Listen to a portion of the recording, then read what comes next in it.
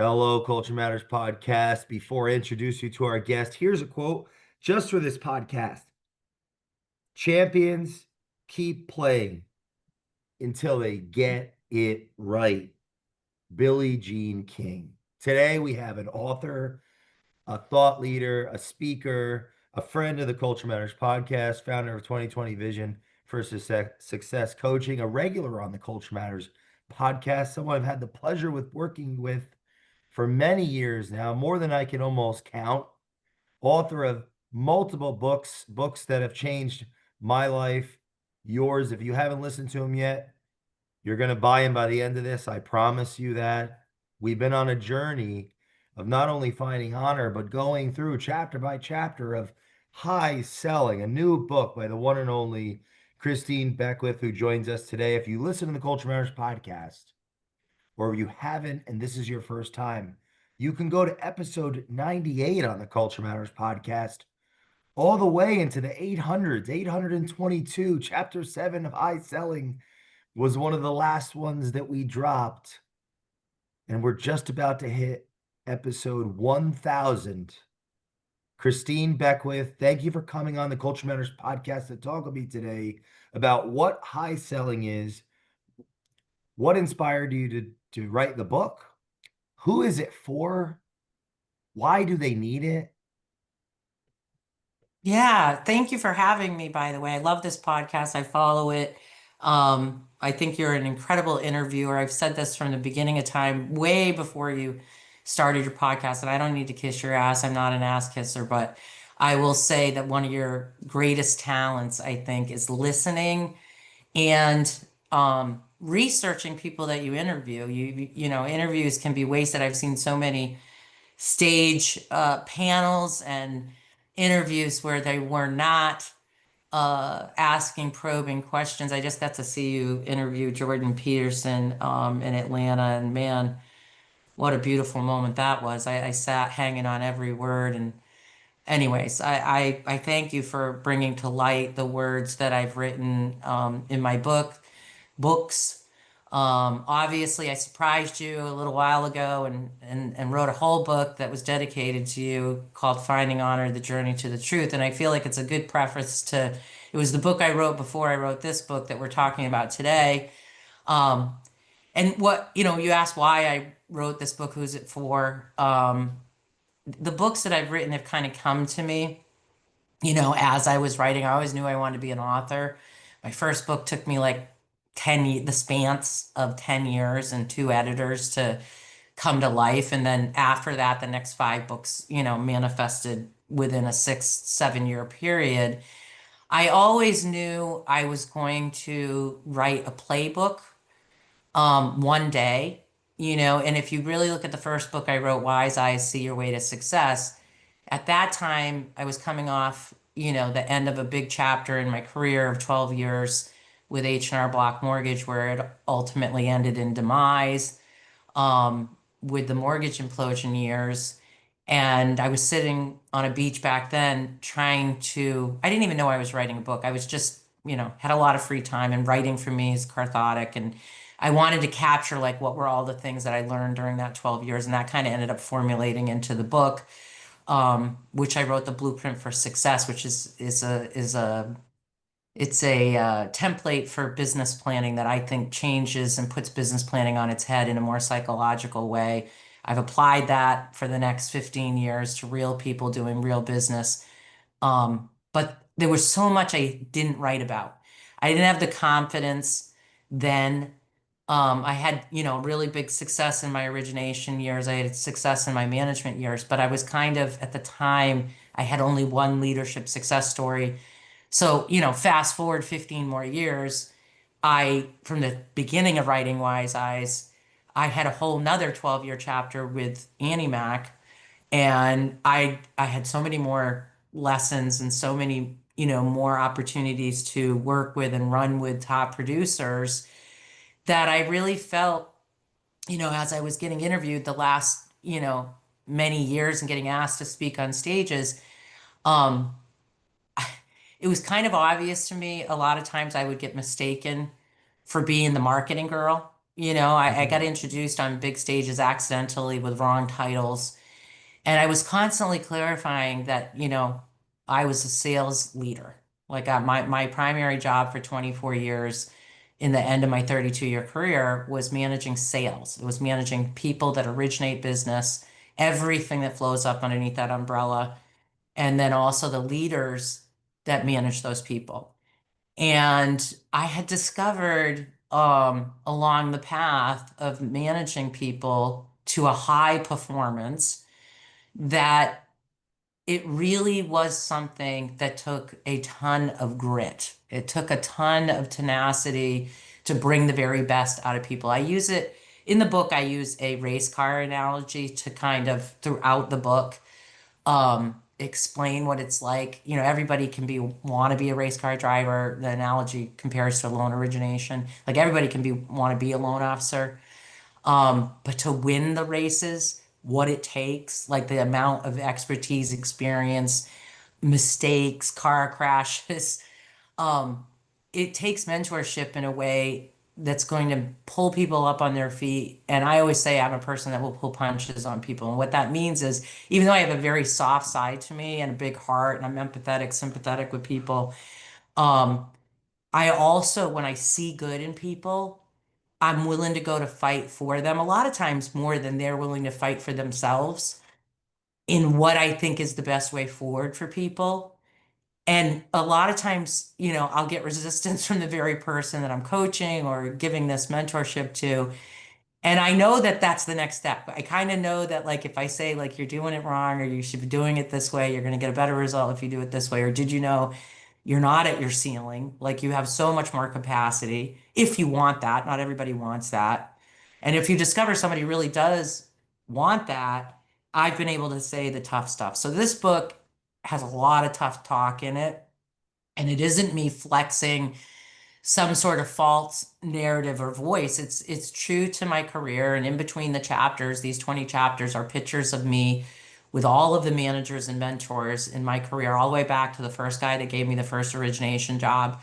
I thought it was proper timing for me to show that I had walked the walk in my life, having these people be willing to take pictures with me and give their own honest quotes about what I was like at 21, 28, 32, 36. I thought would be a very compelling way to vet the fact that I'd always been a tenacious salesperson and I'd always been that gritty, sales leader. People know my resume. They know I've been in the business a long time. But to have, big leaders stand up today and say, look, this changed the course of my company. This changed the course of the individuals she coached. I thought would be a nice way to say, look, these lessons aren't textbook. These are the lessons from being on the track with people that both won and failed in this game. Some of the illusions or misnomers that our listeners may have as it relates to sales when they before they start the book versus when they've finished chapter 20. What would you say? Some of the illusions or misnomers around sales being Mhm. high performance that might be destroyed. Well, I think it starts, I kind of walked from the psychological part in the beginning. There's two types of readers that I think are attracted to a book for high performance. And it's the person that's doing sales themselves and wants to learn a better way, easier way, more tips, more tricks, whatever. And then it's that leader that's coaching that person and trying to find the answers. And so throughout the book, I kind of interweave um, that building a high performance team starts with attracting high performers. And so I go into recruiting in this book, and how it's a long game play. A lot of times when we're trying to fill seats, we're just stuffing bodies and chairs to meet a quota. And if they come with a resume that says they're a race car driver, in my analogy, or a loan originator, then people act like that's enough. And so it starts with the recruiting, and it starts with knowing that to get somebody that's already at the top of their game or really good at their game and confident to come to work for you, you've got to build a long-term relationship with them where they start to learn who you are, what you are, trust you. Um, and from that can put together, the fact that making a move that is as big as leaving one company to go to another is a better move for them. And that is something that's elusive. And so I talk about how I built top performing sales teams that I would hold out for the top performers. If it took, you know, years to build those relationships, I did that until I could win those people over and get them over to my team. I talk about how it's okay to have, middle of the pack type performers, but when you're building a high performance team, you're looking for people that have potential to do greater. And it isn't just about what they've done. I've hired people that have poor performance records, but I know what the recipe is in interviewing them that tells me whether or not their poor performance was a direct correlation to bad leadership, poor product lines, maybe a company that's complacent and not pushing their sales force as hard as they want to be pushed. And so I was lucky for a long time because I was given full autonomy to be myself, not be necessarily popular in the role that I had, but be a person that could draw the results out. And I talk about how, it starts with trust and love and that sort of thing. Like a lot of leaders get this wrong where they just start pushing people and they don't have that built-in foundation. I have always started from a place where I would build that trust and love foundation. And so, like, one of the greatest stories I tell in this book is about taking over a losing district in the Boston market with 125 loan officers who were in last place out of 14 major markets. And I wanted to race that car like immediately when I got my hands on the wheel. And by the way, it was the first time I was at an elevated senior position from a branch originating manager position. But I didn't. I stopped and I interviewed every single loan officer on the team. And it took me like 3 months to do these interviews, which was painful because every month, the reports were coming out and showing that we were on the bottom.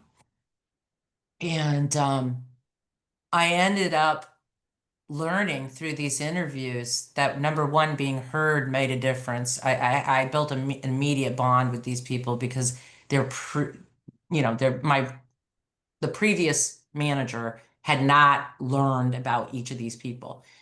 Um, I took the time then to, write down keywords about each person's personality and personal things and ask personal questions. But when I was done, I went back and I looked at all my notes, and there were kind of three trends that I saw. Number one, they had no plan that they were operating by, so they really didn't understand their day to day.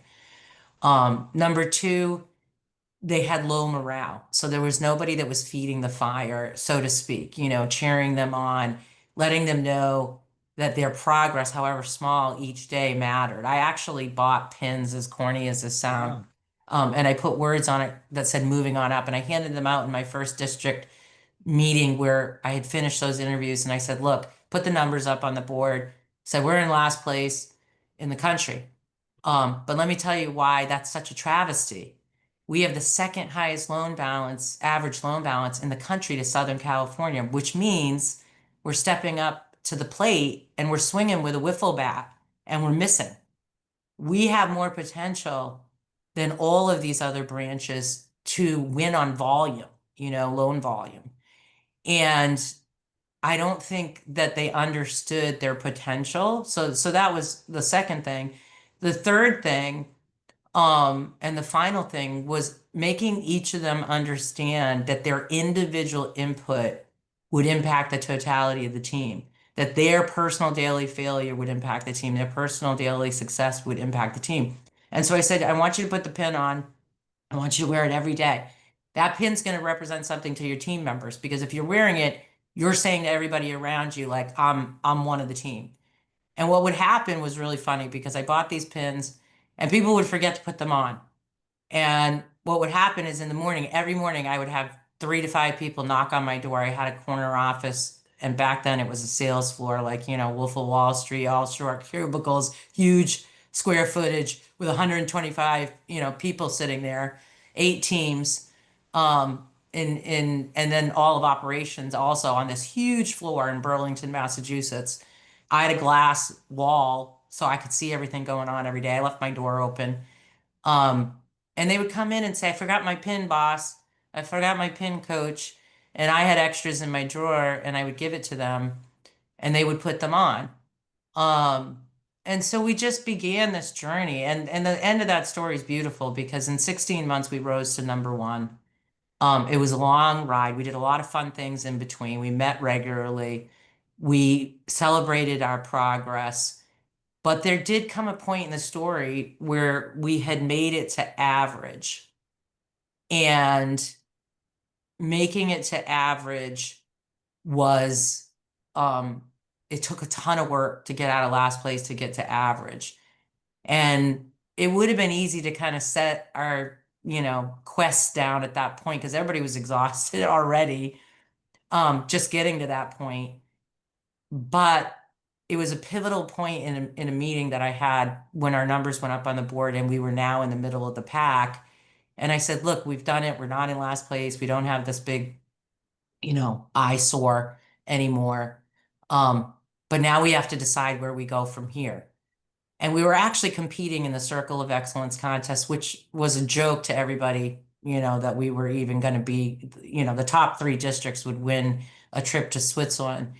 And I didn't think the top three was attainable when we started it. But when we got to the middle of the pack, we were like 2 or 3 spots away from getting into that top three. And I said, I would love to push you as a coach to get there for my own sake. But this isn't about trophies. It's about a story. We're telling a story. We're the underdogs. And I had the mindset, you talk about video work. We filmed this journey from day one. We filmed the initial meeting and we filmed all the meetings after and all the fun things we did. We did interviews with people. And there is a YouTube video somewhere out there. And to this day, I can't watch it without getting emotional and I can't watch it without the hair on my arm standing up on end because it really is that Rudy story. But I said to them, do you guys want to go for it? Like, I'm asking you. And these people went to their feet in this meeting. And it was that moment that I realized, and I hope I express well in the book, is if you do this right, if you coach people to top performance, somewhere in the journey of a person questing for excellence, you can let go because that person starts to fly. And now you're just that coach that's running down the sidelines and they're making the shots, and the bond you create when you have people break through the barriers of their own success, when they accomplish something greater than they thought they could themselves, the look on people's faces, I can still remember. I mean, I had one guy that had been moved from team to team to team, and he had kind of an eccentric personality, and nobody could find his motivation. He ended up being one of the top 50 performers in this contest. And I really remember sitting with that and thinking like, what was the recipe there? And it really came down to just belief. I believed in him. I stripped everything else away. He didn't believe in himself. He was very negative about himself. And, I just really was able to dismantle his own psychology around his limitations. And so the thing that happens in high performance on teams is that you need to find just a few people that are going to really create that atmosphere. I've been the person. I looked at some footage recently online of Tom Brady where they were in that game where they were losing by 23 points at the halfway point. And the commentators in that game were, it's historical now, but they were like, it's never been done before and nobody's come from this kind of back, underdog level of point spread. And I know exactly where I was. I was sitting in my living room in Pelham and I just felt defeated because I was cheering that team on that night. And there was Tom Brady, like, we've got to bring it harder than we've ever brought it. We've got to do better than we've ever done. Like, this is it. This is the moment. Like, and they're so many things about that that were epic to watch as that comeback and they won that game happened. Um, you need one person, you need one catalyst, I think. And so this book will draw out those people. It'll make a leader start to recognize and give them the confidence to push to potential and stop worrying. I went months with people mad at me. I went months with people not talking to me. Not everybody, but like individuals where I was like, you have more. You're quitting too soon. And they'd be mad. Those same people today, I know if I called on them, they would show up to me and be like, thank you, because they reached a potential they would have never reached without me having that like belief in them. You said I left my door open. Is there a Yeah. connection, if at all, with that statement and planting the seeds of high selling? Yeah, I mean, I think you need to be smart enough as a leader to know that your voice alone isn't going to get you there. There was a point even in that story, and again, I have many, many stories that are bigger than that. I mean, that story is the most poignant story, the most impactful story that I can give people in the book. But I had those stories with, larger teams and smaller teams and all those things. There comes a point where you have to recognize that your voice is going to become dull to the masses. You're going to become, somebody that's just noise, you're just wallpaper. And it's happened with 2020. I brought 2020 to a very high level. And in year three, I was on repeat every single day. I was just sick of listening to myself, quite frankly, both with the clients and with my staff. And I looked around because I built an amazing team, and then I put other players out front and let their voices be louder and noticed that, that loyalty would shift to those other people and push beyond. And so during that story of that 125 loan officers, I said every morning we're going to pull a name out of a hat of 120 of the 125 loan officers. We're going to assemble for like a stand-up sales meeting on the sales floor. And each person be prepared because you don't know when your name's going to get pulled. I don't care if you share a quote, you share a personal story, you have some personal words of wisdom, maybe you're sharing a win you just had, but you're going to be in charge of, giving the ether that day. And it was so funny because people were like, talking to me like, "Oh, I don't know when my turn's going to come up, but I'm ready. Like I got my quote, I got my thing." And it was so charming and exciting because we would go out there, and I think we went out there at 8 o'clock in the morning. We couldn't call till 9. We were a call center. And so everybody was in their seats at 8, getting ready, doing whatever they're doing. But we'd all assemble on the sales floor, everybody standing up in their cubicles, and one person would stand up and give their speech. And I have to say, some of them were hilarious. Some of them were, emotional. But when the voices change, what happens is everybody realizes that, everybody's in it. Everybody's different. Everybody's challenged. There's something that happens in community. I would argue the same thing can derail companies. You have to be vividly aware of your cancer people in your company. You have to be vividly aware of the people undoing your vision and undoing the plan and talking sideways. I was, ruthless when it came to calling out individuals. And I didn't shame or publicly ever deal with this. I would call people in. I can vividly remember individuals that were behind the scenes, people were loyal, people were coming back to me and saying, so and so is saying such and such. And, I could have just left that as gossip and said, oh, well, so, some people are going to have a negative opinion.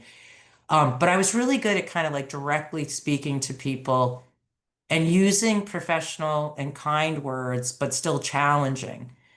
And I would tell people if they could not get their own heads where they needed to be, and we couldn't wrestle with what was holding them back, that they could not be on the team because they could not be somebody that was going to be the dragnet, you know? And I had a few people that I didn't have to terminate, but I said, if you can't get there, you owe it to this team to resign. And they did. And it was hard. You know, these were popular people. These were people that friends questioned, you know, why is David leaving? Why is this guy leaving? Um, and I remember there were personal things going on in a lot of these guys' lives, and they were just miserable. And unfortunately, as empathetic as I was to those types of plights, when it came to business, I gave them every opportunity to say, look, I'll remain silent and work through my personal differences, but be a part of this team. The question was, could you remain silent so you didn't hurt the team in a negative fashion? And so that's some of the areas that I have a reputation on. And even today and recently, I've spoken out for the better and for the good of what I really believe is necessary. You know, I'll sit on the sidelines for years and have until I see somebody really hurting themselves and hurting others. And, you know, sometimes I get labeled like, you know, so people hate it when people think they're more noble than the next guy. I'm not trying to like win some Nobel prize. You know, I'm just tough enough to withstand the backlash if I know my voice is right and integrity. And I always feel like this. If some people unplug me and don't hear the integrity, then that's on them. You know, if their relationship is with the negative, if their relationship is with the bad doing, if they're victimized or victimized themselves and they relate to that victimization, that's on them. Because I do think intelligent, hardworking people want leaders that are going to show up at the right moment and say, we can do better than this. We can do it a better way. We can get there together, you know. And sometimes I've been challenged with, you know, what my message is. And I'm not afraid to say, look, don't twist it. My message is X. Like, you know, don't gaslight me. Like I am not somebody that you're easily going to stick some emotional defense to. I'm going to point us back to the original point. And again, I'm going to say, let's go back to the original point. Let's not go around a rabbit hole. I'm not going sideways. These aren't the points I was making. I'm going to go back to what I was saying and I'm going to reiterate it. I'm going to stand behind what I said originally. We're going to stay on point and we're going to focus on what that point is. And I've been sitting in one of those moments recently. And sure enough, day by day, it's fixing itself and it's calming down. And it's funny because a lot of people behind the scenes and some of these voices, when I stand up and I speak loud, will come to me and they'll want to gossip or they'll want to talk because it's sensational about the person I'm talking against. And I don't do that either.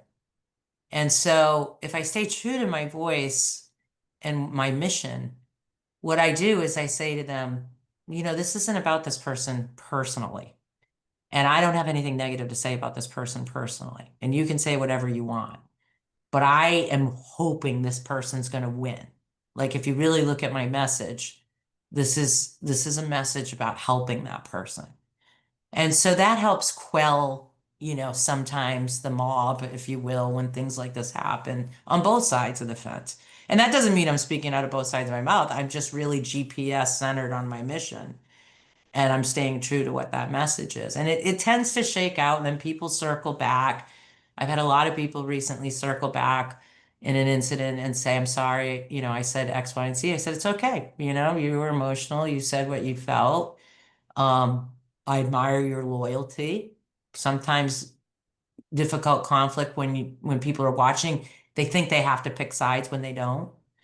And the most important thing is for you to figure out what you really believe in. And I don't need your vote, but I need you to know whether you think you're on a mission with the right leader. That's all. Where can people pick up High Selling? Amazon will be the place to go get this, and I hope they do because it's a total game changer, 100% for anybody that's doing it. I want to give a shout out to Bradley, to our friend Bradley. Um, I met Bradley through you. If you don't know who he is, he's the CEO and founder of Lightspeed VT. which is a interactive training software.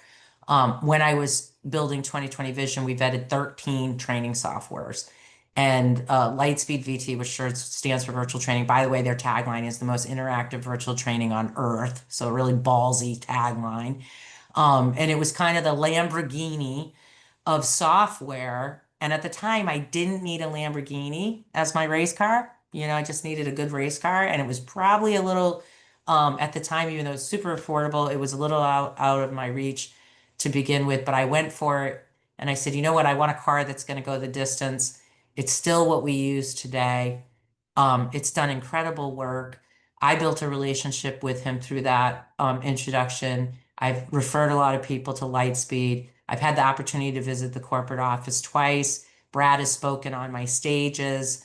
Um, and then when it came to writing this book and me figuring out, who has, an epic sales voice for high performance, I thought of Brad and I was humbled to ask and receive a yes to have him write the forward in this book. And I went out and did a photo shoot, and what a forward it is.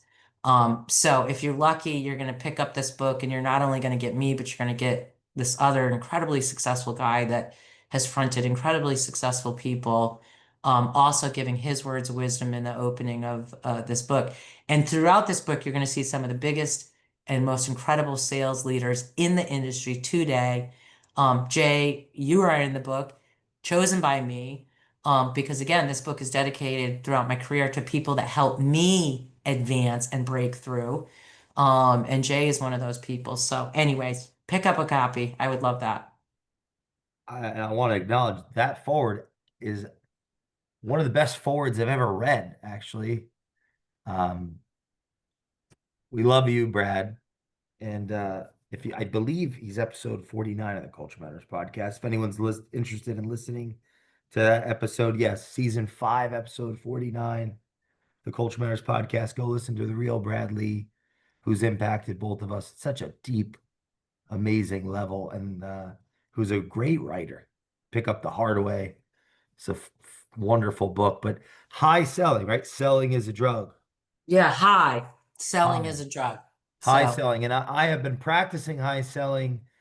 And I want to also give testimony to you, Christine.